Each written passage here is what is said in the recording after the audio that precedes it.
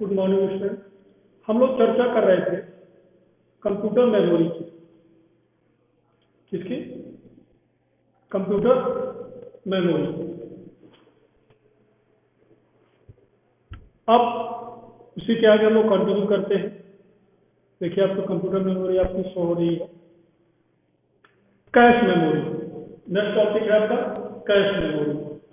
Cache memory क्या है समझने चाहिए। इसके कितने डिफरेंट काइंड्स के कौन कौन से हैं। कैश मेमोरी जो है आपकी हाई स्पीड वाली मेमोरी होती है। क्या होती है? हाई स्पीड वाली मेमोरी होती है जो कंप्यूटर में सीपीयू तथा रैम के मध्य स्थित होती है। आपका सीपीयू है और रैम है, उसमें जो बीच में मेमोरी होगी उसको हम लोग क्या बोलते हैं? Cache memory. कैश मेमोरी इस प्रकार के डेटा तथा निर्देशों को स्टोर करती है जिसकी आवश्यकता सीपीयू को बार बार पड़ती है। मान लीजिए कि कोई डेटा इंफॉर्मेशन उनको सीपीयू को प्रोसेसिंग करते समय बार बार उसकी आवश्यकता पड़ रही है, तो वो डेटा वो आपको कहाँ से लेगा? कैश मेमोरी से लेगा। कहाँ पे स्टोर करेगा? कैश मेमोरी में। सीपीयू कैश मेमोरी से डेटा या इंफॉर्मेशन को रैम तथा डिस्क की अपेक्षाकृत अधिक स्पीड से या शीघ्रता से प्राप्त कर सकता है। अब काइंड्स ऑफ कैश मेमोरी, आपके कितने प्रकार की कैश मेमोरी है? देखिए 3 प्रकार की कैश मेमोरी सिस्टम यूज करता है। L1 cash, L2 cash, L3 cash. L1 cash को ऑन कीबोर्ड अथवा प्राइमरी कैश के नाम से भी जाना जाता है, जो सीपीयू में निर्मित होता है। L1 कैश साइज में बहुत छोटे होते हैं। ज्यादातर कंप्यूटर में यह 16 केबी के होते हैं, लेकिन अब तेजी से बदल रहा है तो ये बहुत ही हाई स्पीड होता है। इसके बाद L2 cash. L2 cash external अथवा सेकेंडरी कैश के नाम से भी जाना जाता है। क्लियर है? यह एक अलग चिप में निर्मित होता है, परंतु यह कन्वेंशनल मेमोरी से अधिक तेज होता है। यह मदरबोर्ड की स्पीड को कारण नहीं, क्योंकि इसमें कैश की रेंज 128 केबी से 1 MB तक होती है। L3 इसका प्रयोग समानता नहीं किया जाता। यह कैश मदरबोर्ड पर जोड़ा जाता है। इस कैश का प्रयोग हाई स्पीड वाले कंप्यूटर के लिए किया जाता है। सभी कंप्यूटर के लिए ऐसी कैश आवश्यकता नहीं पड़ती। L1, L2, L3 तीनों जो आपके कैश मेमोरी है, सीपीयू के जो स्पीड है, उसकी प्रोसेसिंग स्पीड है, उसको बढ़ाने के लिए यूज होता है। हालांकि तीनों अलग अलग तरह से सीपीयू को मदद करते हैं। L1 के अंदर वो निर्देशों को रखता है। L2 संभावित जो कमांड से आगे आने कमांड से उनको अपने पास रखेगा, और L3 सभी संभव जो इंस्ट्रक्शन है उनको अपने पास रखता है। ये हो गई आपकी कैश मेमोरी। अब हम लोग मॉड्यूल्स पे आते हैं। सिस्टम मॉड्यूल और मेमोरी मॉड्यूल पे आते हैं।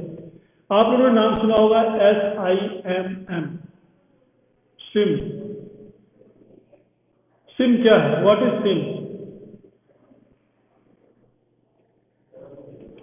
हम लोग सिम समझते हैं।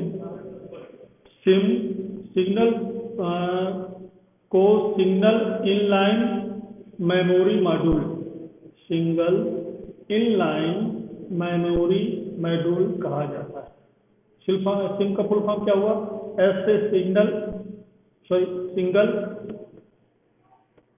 SINGLE, single inline memory module. यह एक प्रकार का मेमोरी मॉड्यूल है, जैसे मैंने आपको बताया, जिसे पर्सनल कंप्यूटर में रैंडम एक्सेस मेमोरी के लिए प्रयोग किया जाता है। पर्सनल कंप्यूटर में रैंडम एक्सेस मेमोरी के रूप में के लिए प्रयोग करते हैं। अधिकतर पुराने पर्सनल कंप्यूटर में मदरबोर्ड 8088 आधारित पीसी तथा एक्सटी में सॉकेट ट्यूब, जो सॉकेट लगे होते थे, DIP चिप का प्रयोग होता है।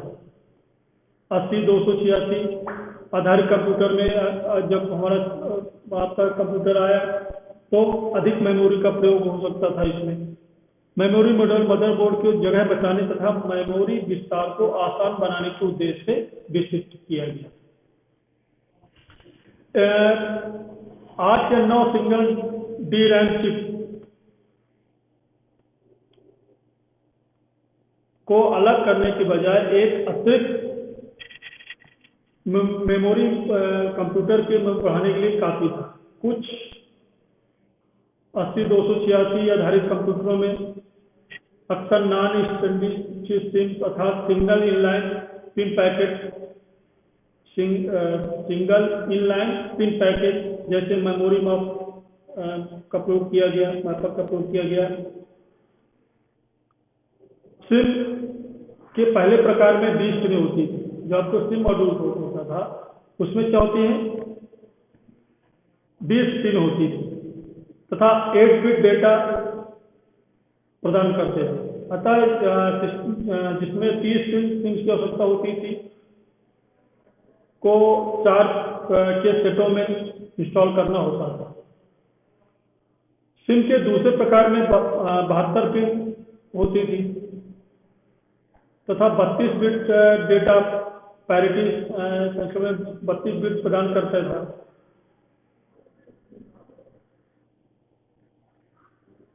जो मेमोरी मॉड्यूल है तथा कुछ प्रोसेसर के अलग अलग डेटा बस की चौड़ाई के कारण कभी कभी कई मॉड्यूलों की मेमोरी बैंक को भरने हेतु तो आसान जोड़ा या 4 के समान जोड़ों में इंस्टॉल किया जाता है।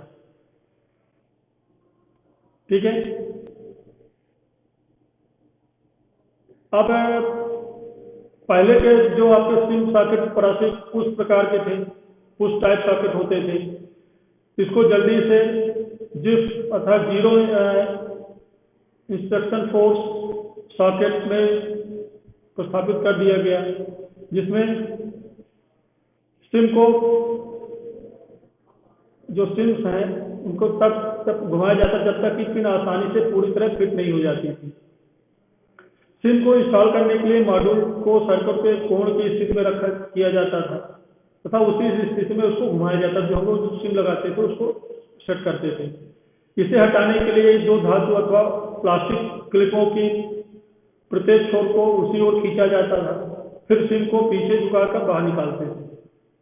पहले के साइकिलों में प्लास्टिक रिटेनर क्लिप का प्रयोग होता था जो अक्सर टूट जाते थे, अतः स्टील के क्लिप का भी प्रयोग होने लगा। जो आपके 30 पिन सिम में 256 किलोवाट, 1 मेगावाट, 4 मेगावाट, 16 मेगावाट जो आकार इसमें उपलब्ध है। वहीं 32 पिन की जो सिम आती है उसमें 1, 2, 4, 16, 32, 64, 1280 मेगावाट में उपलब्ध है। इसके बाद ये आपका सिम हुआ। सिम में single inline memory module, clear है। इसके बाद डिम क्या है? Dual inline memory module. DIMM का फुल फॉर्म क्या हुआ? Dual inline memory module. SIM का single inline memory module, DIMM का dual inline memory module. Full form समझ में आया? इसमें रैंडम एक्सेस मेमोरी सर्किट की एक श्रृंखला होती है। सर्किट की पूरी क्या होती है? श्रृंखला होती है। जैसे मैं आपको दिखाता हूं, ये देखिए, ये सर्किट है ना, पूरी आपकी श्रृंखला होती है। इसमें रैंडम एक्सेस मेमोरी एक सर्किट की श्रृंखला बताया। ये मॉड्यूल एक सर्किट बोर्ड पर छपे हुए होते हैं तथा पर्सनल कंप्यूटर में उपयोग के लिए डिजाइन किए गए। सिम तथा डिम में मुख्य अंतर यह है कि सिम में 32 बिट डेटा पास होता है, जबकि डिम में 64 बिट डेटा पास होता है। सिम में 32 बिट डेटा पास होता है, जबकि डिम में 64 बिट जो आपका डेटा पास होता है। इंटेल पेंटियम में 64 बिट की चौड़ाई होती है, क्योंकि इंटेल पेंटियम जो है 64 बिट चौड़ाई होती थी। इसमें उन्हें प्रयोग करने के लिए इस सिम को एक समान जोड़ों में इंस्टॉल करने की आवश्यकता होती थी।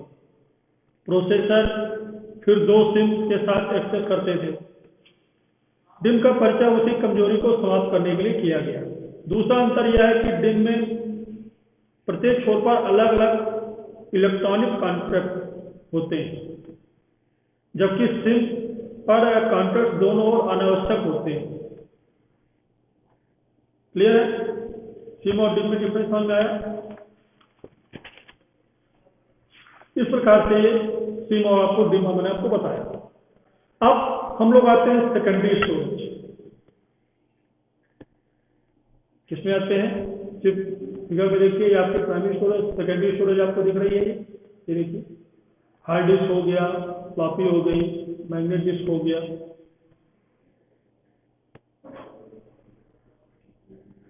जो सेकेंडरी स्टोरेज को हम लोग ऑक्सिलरी स्टोरेज भी कहते हैं। क्लियर है? इसमें डेटा जो स्टोरेज होता है, कई गुना अधिक डेटा संग्रहण करने की क्षमता होती है। डेटा में कई गुना अधिक स्टोर कर सकते हैं, जो कि ट्रांसफर होते हैं।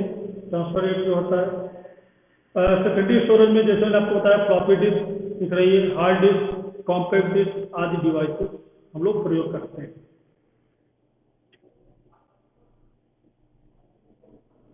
इसी प्रकार मैग्नेट टेप, या हम लोग हिंदी में चुंबकीय टेप कह सकते हैं इसको। जो मैग्नेट डिस्क है एक आपका सेकेंडरी स्टोरेज डिवाइस। इसमें चुंबकीय पदार्थ लेपित पतला क्या होता है, फीता होता है। इस टेप का प्रयोग एनालॉग या डिजिटल डेटा को ट्रांसफर करने के लिए किया जाता है। जैसे हम लोग पुराने जमाने में हम लोग ऑडियो टेप यूज करते थे, जिसको हम लोग कैसेट बोलते हैं। अभी कुछ बच्चे जो सीडी को कैसेट बोलते हैं। सीडी को उनसे पूछेगा ये सीडी लाया तो ये सर कैसेट नहीं। जो ऑडियो टेप होते थे, जो उसमें जो आपकी देखिए पतली सी एक पट्टी होती है, वो आपको मैग्नेट टेप कहलाती है।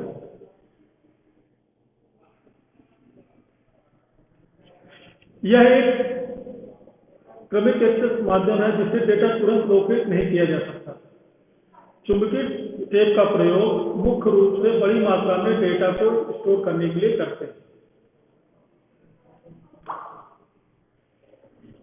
देखिए, हम लोग क्यों करते थे? जो चुंबकीय टेप होते हैं ये अपेक्षाकृत क्या होते हैं, कम कॉस्टली होते हैं। मैग्नेट टेप का प्रयोग अधिक मात्रा में डेटा स्टोर करने के लिए करते हैं। यह विश्वसनीय, टिकाऊ और ट्रांसफरेबल होता है। इसका प्रयोग महत्वपूर्ण डेटा का बैकअप लेने के लिए भी हमको करते हैं। अब इसमें डिसएडवांटेज क्या होता है? इसमें डेटा को एक्सेस करने में तुरंत हम उसको एक्सेस नहीं कर सकते। एक डेटा को एक्सेस करने के लिए पूरा डेटा से गुजरना पड़ता है। मान लीजिए कोई डेटा हमारे बीच में है, तो हमको शुरू से लेकर पूरे बीच तक पूरा हमको जाना पड़ेगा। इसको डायरेक्ट एक्सेस नहीं कर सकते, क्रमिक हम लोग डेटा को एक्सेस करते थे। इसकी जो स्पीड होती है काफी धीमी होती है। हमको कुछ डेटा में एडिट करना है, कुछ सर्च करना है, तो हमको काफी समय इसमें लगता है।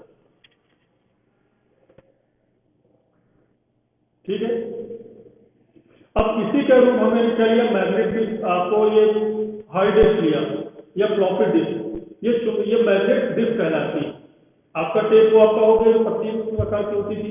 लेकिन मैग्नेट डिस्क आपका, जैसे हार्ड डिस्क में जो आपको दिखाया मैंने, फ्लॉपी डिस्क में दिखाया, ये आपकी मैग्नेट डिस्क होती है।